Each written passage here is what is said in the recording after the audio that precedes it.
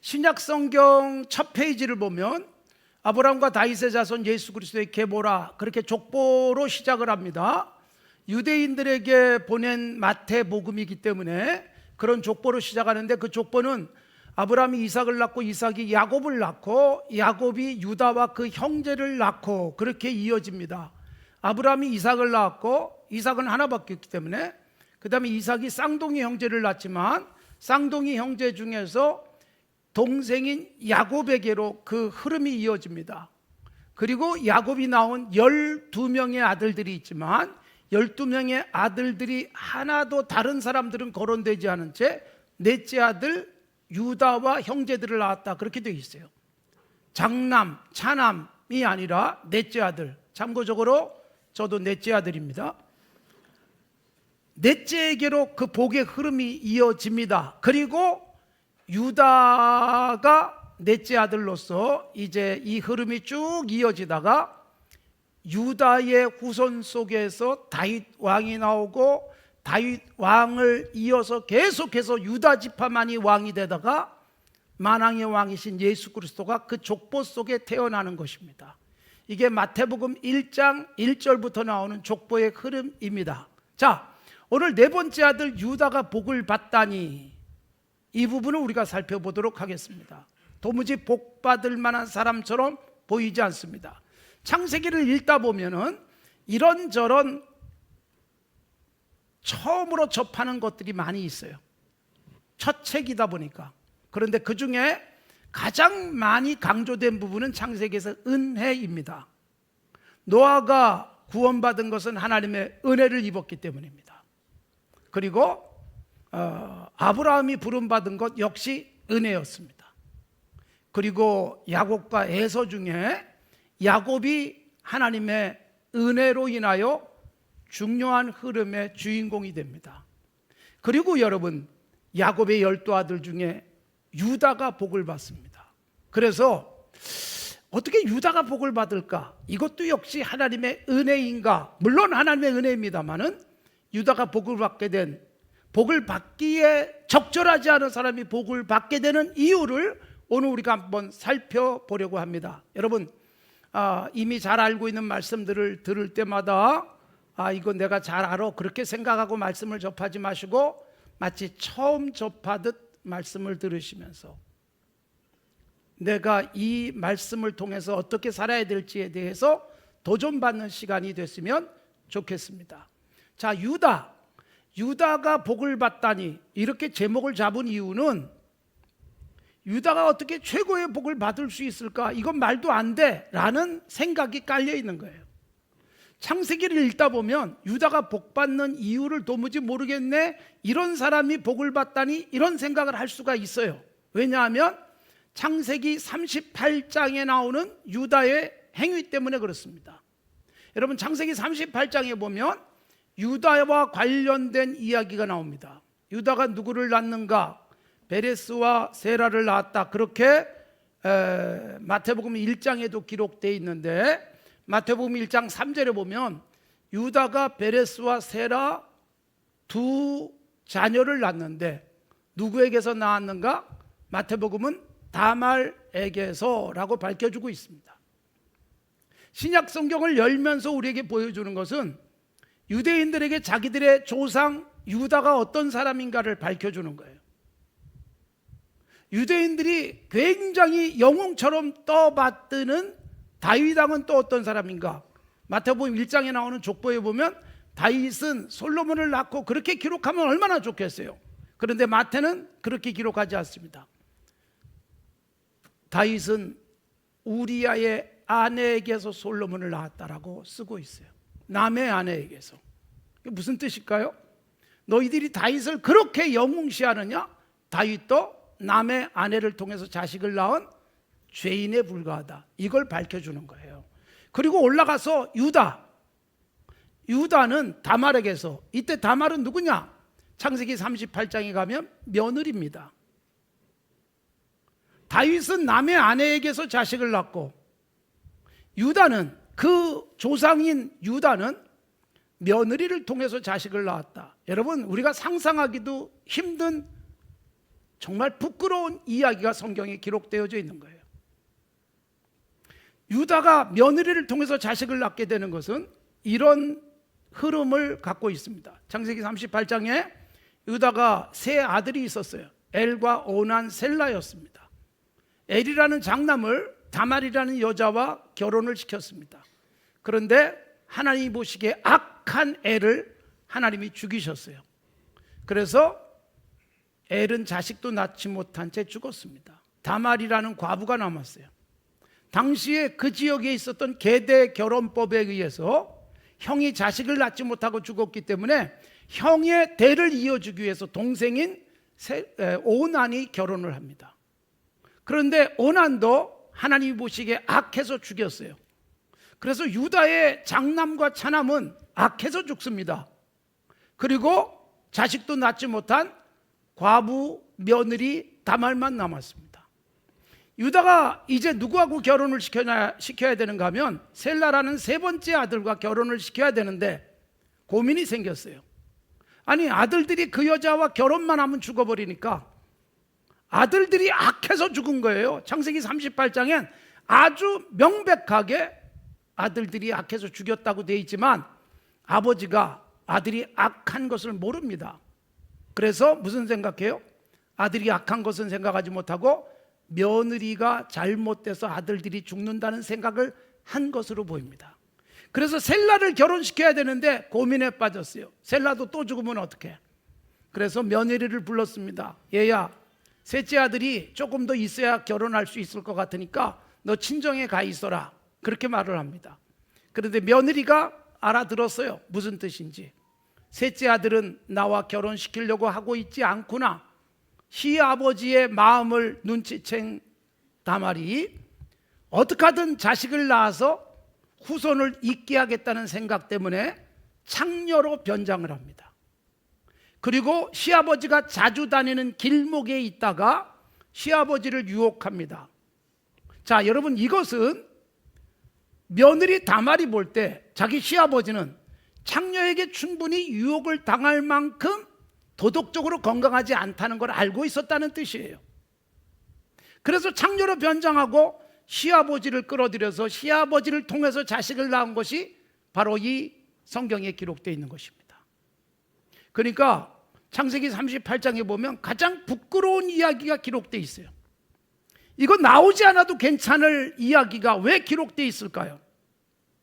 유다라고 하는 이스라엘 사람들이 우리의 조상이야 라고 말하는 그도 얼마나 부끄러운 죄인인지를 보여주고 있는 것입니다. 그러니까 유다는 며느리를 통해서 자식을 낳은 성경에 나오는 사람 중에서도 이렇게 부끄러울 수 없는, 역사 속에서도 이런 사람들을 찾기가 쉽지 않은 그런 죄를 저지른 사람입니다. 그런데 여러분, 오늘 우리가 읽은 이스라엘, 즉 야곱이 죽기 전에 창세기 49장에서 12아들의 미래를 예언적으로 축복을 하는데 오늘 우리가 읽은 말씀에 보면 최고의 복이 나와요. 유다에게 엄청난 복을 축복해 줍니다. 이해할 수가 없어요. 어떻게 유다가 이런 복을 받을까? 38장을 기억하고 있는 사람이라면 유다는 이런 복을 받으면 안 돼요. 어떤 복을 받았을까요? 여러분, 이 창세기 49장 8절부터 12절까지 보면 세 가지 복이에요. 하나는 왕이 되는 복이에요. 너는 형제들의 찬송이 될지어다. 8절에 그렇게 나와요. 10절에도 왕이 갖고 있는 왕의 상징적 지휘봉이 있어요. 그것이 너를 떠나지 아니할 것이다. 이렇게 야곱이 축복을 해요. 유다같이 부끄러운 사람이 그 후손 속에서 왕이 나올 것이다. 형제들이 그 앞에서 찬송하고 그 앞에 엎드릴 것이다 라고 하는 축복을 해줍니다. 그리고 정말로 유다의 후손 속에 다윗 왕이 태어나는 거예요. 사울을 하나님께서 패하시고 다윗이 왕이 된 이후 만왕의 왕이신 예수님이 올 때까지 유다의 후손만 왕이 됩니다. 그래서 유다는 왕의 가문이 되는 것입니다. 부끄러운 과거를 갖고 있는 유다가 왕의 가문을 이뤄요. 그 다음에 두 번째 복이 나오는데 9절에 보면 이 유다는 용사가 되는 복을 말씀해 주고 있습니다. 용사. 그러니까 오늘 본문에 이렇게 기록되어져 있습니다. 유다는 사자 새끼다. 웅크림이 수사자 같고 암사자 같다. 누가 그를 당할 수 있겠느냐. 그리고 여러분, 이 유다의 후손 속에 누가 태어나는가? 용사 중에 용사가 태어납니다. 우리가 출애굽한 이스라엘의 20세 이상 된 백성들 중에 가나안 땅에 들어간 두 사람이 있어요. 누구하고 누구죠? 에브라임 지파에 속했던 여호수아, 그 다음에 유다 지파에 속한 갈렙입니다. 그러니까 출애굽한 사람들 중에 다 광야에서 죽었어요. 20세 이상은 그들의 죄악으로 인하여. 두 사람이 살아남아요. 에브라임 지파니까 누구냐면 요셉의 후손이에요. 여호수아가 이스라엘의 지도자가 돼서 이스라엘 백성을 이끌고 가나안 땅에 들어가요. 그리고 유다 지파 중에 갈렙이 믿음으로 살았기에 그가 살아남아서 가나안 땅 들어가는데, 가나안 땅 들어갈 때 여러분, 모든 지파들이 자기들이 차지할 땅을 정합니다. 그런데 유다 지파인 갈렙은 아무도 차지하고 싶지 않은 땅을 차지합니다. 헤브론이라는 산악지대였습니다. 그 헤브론은 너무 험악한 산악지대였기 때문에 누구도 엄두를 내지 못해요. 거기다가 헤브론에는 아주 기골이 장대한 족속들이 살고 있었어요. 싸워서 이기기가 너무 힘들어요. 그런데도 그 헤브론 땅을 내게 주시옵소서 하고 했던 사람이 바로 갈렙이에요. 용맹한 갈렙이 헤브론을 차지합니다. 원래 헤브론엔 뭐가 있는가 하면 아브라함, 이삭, 야곱이 붙여있는 묘지가 있어요. 묘지. 아브라함이 돈을 주고 산 막벨라 굴이 있는 묘지가 있었어요. 그런데 여러분, 갈렙이 험악한 땅이지만 아무도 차지하고 싶지 않은 그 땅을 내게 달라고 해가지고 그 헤브론의 원주민들을 쫓아내고 그 땅을 차지합니다. 그 땅이 바로 예루살렘 옆에 있는 헤브론이고 조상들의 묘가 있었기 때문에 결국 유다 후손들이 조상을 잘 관리하는 그런 지파가 되어지고, 그래서 여러분, 이 헤브론이 다윗이 왕이 될 때 왕으로서 서게 된 성읍이 헤브론이고, 그리고 다윗이 이스라엘 전체의 왕이 된 다음에 바로 옆에 있는 예루살렘으로 옮겨가게 되는 거예요. 그러니까 갈렙은 가장 힘든 땅을 자기가 차지하겠다고 하면서 차지한 용사 중에 용사였던 것입니다. 자, 야곱이 축복한 유다에 대한 내용은 첫째가 왕이 되는 거예요. 둘째 뭐라고요? 용사가 되는. 셋째는 뭘까요? 셋째는 여러분, 부자가 되는 복을 받았어요. 11절과 12절에 나귀를 포도나무에 메고 암나귀 새끼를 아름다운 포도나무에 맬 것이고 옷을 포도주에 빨고 복장을 포도즙에 빨리로다. 그의 눈은 포도주로 인하여 붉겠고 그의 이는 우유로 인하여 희리로다. 여러분, 이스라엘 백성들이 하던 중요한 산업 중에 포도농사, 또 하나가 목축이에요. 포도농사가 너무 잘 돼가지고 옷을 포도주에다가 빨 정도로 포도주가 생산이 많이 되는 거예요. 거기다가 목축이 잘 돼서 우유를 많이 마셨기 때문에 이가 희리로다. 그래서 물질적 복까지 예언해 주고 있어요. 그러니까 세 가지 복. 첫째가 뭐라고요? 왕이 되는 복. 둘째는 용사가 되는 복. 셋째는 부자가 되는 복. 이상하게 한 사람에게 다 몰아주세요. 나는 하나도 못 받는데 누구는 다 갖는 사람이 있어요. 너무 부럽지 않습니까? 왜 남들은 하나도 못 받는 사람도 있는데, 여러분, 우리가 지난주에도 봤지만 장남 같은 경우는 완전히 장자로서의 복을 잃어버리고 말잖아요. 유다는 여러분, 왕도 되고 용사도 되고 부자도 되는 복을 다 갖게 됩니다. 하나님이 다 몰아주신다는 거예요. 여러분, 과거에 부끄러운 38장 사건이 있었음에도 불구하고 유다에게 이런 복이 임하는 것은 왜 그럴까? 우리들이 창세기를 읽으면서 고민할 수밖에 없어요. 그래서 아까 제가 서두에서 말씀드린 대로 하나님의 은혜인가? 복받을 자격도 없는 사람이 이렇게 복받는 것은 하나님의 은혜인가? 노아부터 은혜가 임했고 아브라함에게 은혜가 임했고 야곱에게 은혜가 임했으니까 이 유다도 은혜로 인하여 복을 받는가 싶었는데, 여러분 스토리를 잘 읽어보면 유다는 38장에 그렇게 부끄러운 과거를 갖고 있지만 하나님께로부터 복 받을 만한 중요한 모습을 한 가지 보여줍니다. 다른 거 다 빼고 오늘 이 한 가지를 말씀드리는 것입니다. 유다가 왜 이렇게 복을 받게 됐을까? 유다가 복을 받다니 이건 도무지 창세기의 흐름 속에서 이상하다라고 생각할지 모르지만 그렇게 복을 받을 만한 이유가 있다는 것입니다. 그리고 이 이유는 성경에 말하고 있는 전체적 흐름과 아주 일맥상통하고 있습니다. 예수님께서도 강조하신 그 흐름이 이미 유다 속에 있다는 것입니다. 자, 그러면 유다가 복받는 모습을 보도록 하겠습니다. 자, 여러분 아시다시피 야곱의 11번째 아들 요셉은 아버지의 지극한 사랑을 받았지만 형들이 미워해서 결국 죽이려고 하다가 노예상인에게 팔리고 요셉은 이집트로 갑니다. 거기서 여러분 보디발의 집에서 종노릇 하다가 억울하게 죄를 뒤집어 쓴 채 감옥에 들어갔다가 그리고 30살에 17세에 팔려간 그는 30살에 이집트의 총리가 됩니다. 그리고 여러분 7년 동안의 풍년 관리를 잘하고 또 7년 동안의 흉년 관리를 하게 돼 있었습니다. 자, 그런데 이집트뿐만 아니라 중근동 지역의 흉년으로 인해서 곡식을 거둘 수가 없었어요. 야곱이 돈은 많았지만 흉년 때문에 먹을 게 없잖아요. 그래서 정보를 입수했습니다. 이집트에 가면 양식이 많이 있대더라. 그래서 아들들을 이집트로 보냅니다. 그런데 11명의 아들이 있는데 그 중에 10명만 보냅니다. 누굴 빼놨을까요? 베냐민을 빼놔요. 여러분 야곱에게 4명의 여인이 자식을 낳아줬잖아요. 근데 그 4명의 여인 중에서 라헬만 지극하게 사랑했습니다. 근데 그 라헬이 첫 번째 아들로 요셉을 낳았고 두 번째 아들로 베냐민을 낳고 베냐민을 낳다가 죽었습니다.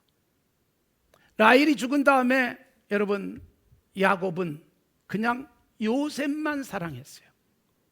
근데 37장에서 요셉이 없어지는 거예요. 요셉이 죽은 것으로 되어 있습니다. 요셉이 없어지고 나니까 라헬이 남겨놓은 하나밖에 없는 아들 베냐민을 끼고 있었어요. 베냐민을 지극히 사랑했어요. 그런데 여러분 양식을 사기 위해서 형제들이 이집트로 갑니다.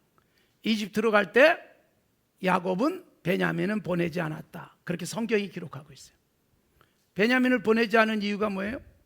요셉도 아버지가 심부름 보냈다가 죽고 들어오지 못했어요.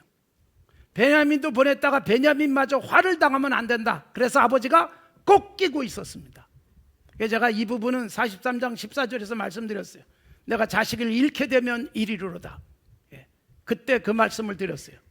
그러니까 베냐민을 꼭 끼고 있었는데 10명이 가서 양식을 사가지고 돌아오는 거예요. 그런데 10명이 양식을 사러 갔더니 요셉이 형들을 알아보잖아요. 그리고 형들을 압박합니다. 너희들이 이집트를 정탐하러 온 사람들 아니냐? 그러자 여러분 해명하기 위해서 형들이 요셉에게 자기 집안 얘기를 다 합니다. 그리고 지금 집에는 베냐민이 있습니다. 그러자 요셉이 베냐민이 너무 보고 싶은 거예요. 자기의 엄마가 낳은 두 번째 아들 자기 친동생이잖아요. 그래서 베냐민 데려오면 믿어줄게. 그 대신 인질을 하나 잡습니다. 그 인질이 누구예요? 둘째 아들 루벤, 시므온, 레위. 둘째 아들 시므온이 인질로 잡혀요. 그리고 이제 9명만 집으로 돌아갔습니다. 야곱이 여러분 깜짝 놀라지요. 시므온이 없어졌으니까. 이 얘기를 듣습니다. 야곱이 베냐민을 보내지 않습니다. 못 보내는 거예요.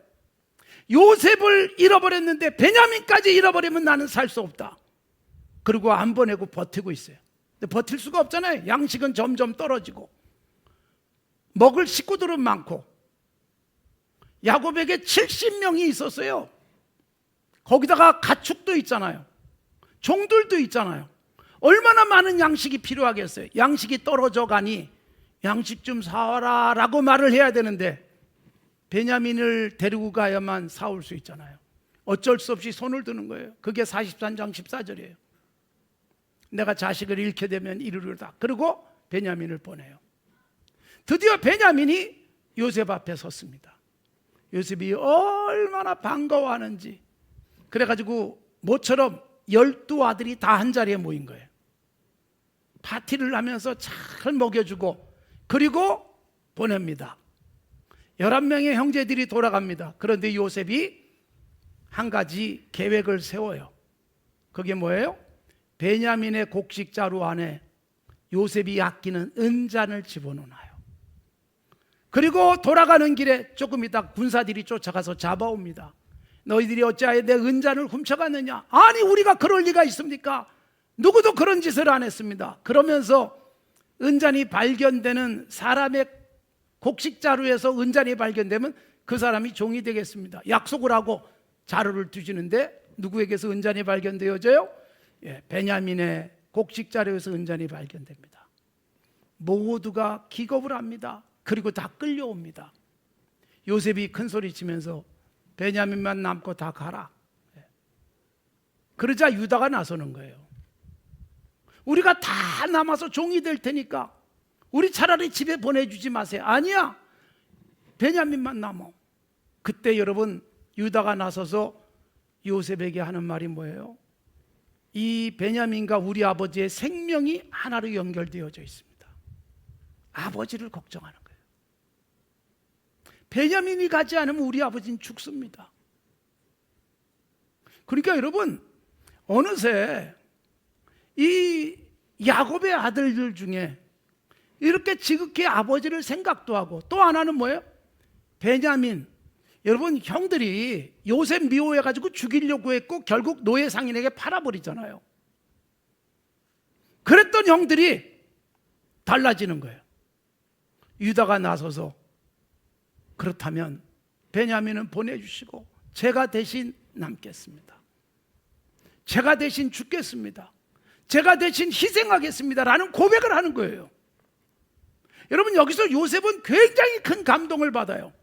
자기가 미워서 죽이려고 했고 그리고 노예 상인에 팔았던 형들인데 이제는 동생을 위해서 대신 죽을 각오를 하는 형이 나왔다는 것 때문에 큰 감동을 받고 통곡을 합니다. 이게 44장의 마무리고 45장은 자기 정체를 밝히고 형들을 기쁘게 맞아서 잔치를 벌이고 그리고 아버지를 모셔다가 행복하게 눈 감게 해드리는 사건으로 이어지잖아요. 여러분 이런 스토리를 모르고 있다가 야곱이 뒤늦게 알게 된 거예요. 요셉이 애굽의 총리가 돼 있고 베냐민을 인질로 잡는다고 하는데 베냐민이 잡히게 될 상황 속에서 유다가 대신 자기가 잡히겠다고 자기가 다시 대신 종이 되겠다고 자기가 대신 죽겠다고 말했던 것을 야곱이 알게 되고 죽기 전에 축복을 하면서 유다에게 엄청난 복을 빌어주는 거예요. 그러니까 창세기 전체적 흐름 보면 유다가 복 받을 수 없어요. 과거의 부끄러운 그 도덕성, 누구 앞에 내놓기도 힘든 야곱의 38장의 추한 모습, 그에게 복을 빌어줄 수가 없을 텐데 여러분 과거는 싹 덮여버립니다. 딱 한마디 44장 33절 내가 베냐민 대신 남겠습니다. 내가 베냐민 대신 죽겠습니다. 내가 베냐민 대신 여기 남아서 제가 받아야 될 벌이 있다면 다 받겠습니다라고 말했던 유다는 아버지 야곱이 그 모든 진상을 알고 자초지종을 알고 죽기 전에 축복을 하는데 유다에게 최고의 복을 주는 거예요. 그러니까 누가 복을 받았느냐? 장자도 아니에요. 차남도 아니에요. 셋째도 아니에요. 요셉도 물론 큰 복을 받지만 그러나 여러분 왕이 되고 용사가 되고 부자가 되는 이 복을 한꺼번에 다 받은 사람은 유다였어요. 왜요? 유다가 베냐민 대신 죽겠다고 내가 희생하겠다고 그 고백을 한 것을 야곱이 알았기 때문입니다. 사랑하는 성도 여러분, 성경은 우리에게 분명하게 말합니다. 죽고자 하면 살 것이다. 잃어버리고자 하면 얻을 것이다. 여러분, 동일합니다. 창세기부터 요한계시록까지 누가 복을 받느냐? 1등 되고 싶고, 내가 앞서고 싶고, 내가 살고 싶고, 내가 높아지고 싶은 사람들은 하나님이 주저앉히지만, 내가 낮아지고 내가 손해보고 내가 죽을 각오하면 하나님은 최고로 높여주신다는 것을 보여주고, 그걸 가장 분명하게 보여준 것이 예수님이에요. 그래서 바울사도가 빌립보서에서 말씀하고 있는 거예요. 하나님이신 그분이 사람의 몸을 가지고 종의 형체를 가지고 낮아졌기 때문에 하나님 아버지께서 지극히 예수 그리스도를 높여주시고 모든 민족이 그 앞에 무릎 꿇게 하셨다. 이게 성경적 가장 중요한 원리입니다. 유다가 복받은 이유, 유다가 어떻게 복을 받았을까? 유다가 복받을 수 없는 사람인데 부끄러운 과거가 있지만 부끄러운 과거를 싹 덮어버릴 수 있었던 자기 희생, 자기 헌신이었습니다. 44장 33절, 내가 베냐민 대신 종이 되겠습니다. 내가 베냐민 대신 죽겠습니다. 이 고백을 한 유다에게 엄청난 복이 임했던 것입니다. 사랑하는 성도 여러분, 복받는 사람은 복받는 이유가 있어요. 어떻게 유다가 복받았을까? 도무지 복받을 수 없는 사람이 자기 희생, 헌신, 자기가 십자가 지겠다고 고백한 그것으로 인하여 죽지도 않았죠. 손해도 보지 않았죠. 오히려 과거의 죄악이 다 덮인 채 미래지향적으로 엄청난 복, 왕이 되고 용사가 되고 부자가 되는 복을 받게 되는 것입니다. 사랑하는 성도 여러분, 우리들의 삶에서 복받는 사람의 원리는 동일합니다. 아까 창세기에서 은혜 부분을 말씀드렸어요. 그러나 성경 전반적으로 하나님의 은혜가 누구에게 가장 임하는가? 내가 희생하고 내가 헌신할 때입니다. 예수님이 말씀하시는 거예요. 나를 따라오려게 되면 자기를 부인하고 죽을 각오하고 하라. 잃을 생각을 하면 얻을 것이다. 얻을 생각하면 잃을 것이다. 결국 여러분, 유다는 예수님이 가르친 말씀을 이미 구약에서 실천했던 사람이었습니다. 이 말씀을 묵상하면서 우리가 잘 아는 거창고등학교를 지금의 학교로 만들어 놓은 전영창 선생님, 제가 여러분들에게 소개한 적이 있습니다. 미국에 우리나라에서 최초로 유학을 갔던 사람이 전영창이었습니다. 미국에 유학 가서 공부하고 있던 중에 전쟁이 일어났어요. 우리나라에 다 팽개친 채 돌아가겠다고 했더니 말렸어요. 못 가게, 대사관에서. 그래서 조금 더 기다리고 있는데 드디어 우리나라에 유엔군들이 밀고 올라가다가 갑자기 일사후퇴로 내려오게 됐어요. 더 이상 좌시할 수가 없었던 전영창은 이제는 내가 누가 말려도 들어가겠습니다. 그렇게 해서 한국에 들어오게 돼요. 졸업을 일주일 앞두고 전영창은 한국으로 돌아옵니다. 그래서 학교에서 배려를 해줘요. 졸업장도 미리 주고. 그 다음에 전영창을 알고 있는 지인들이 돈을 모아줬어요. 전쟁이 난 당신의 나라를 위해서 쓰라고 5,000불을 몰아줬어요. 그것 가지고 들어와서 한산동 목사님 만나서, 한산동 목사님을 통해서 장기려 장로님을 만나서 세워주는 게 복음병원이었습니다. 5,000불로 복음병원을 세우는 거예요. 그리고 전영창 선생님은 바로 다 쓰러져가는 거창고등학교를 역사에 남을 학교로 만들었습니다. 전영창을 통해서도 보는 게 뭐예요? 내가 죽을 각오하고 손해볼 각오하는 거예요. 그런데 역사적 인물이 되잖아요. 사랑하는 성도 여러분, 성경에서 가르치고 있는 것도 동일하고 세상의 이치도 같습니다. 죽을 자리에 서고 희생을 자처하는데 하나님이 높이세요. 하나님이 높이시면 누구도 막을 자가 없어요. 시편이 말씀하고 있습니다. 누가 높이느냐? 오직 재판장이신 하나님이 높이신다. 사랑하는 성도 여러분, 유다는 죽을 각오, 희생할 각오했더니 과거의 부끄러운 부분 싹 덮고 새로운 하나님의 은총을 입어 그 후손 속에서 왕, 용사, 그리고 부자가 되는 복을 누렸어요. 유다가 누리진 않았어요.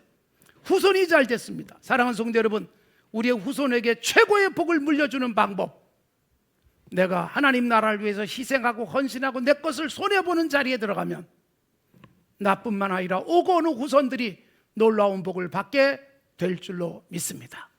유다와 같은 복을 받아 누리십시오.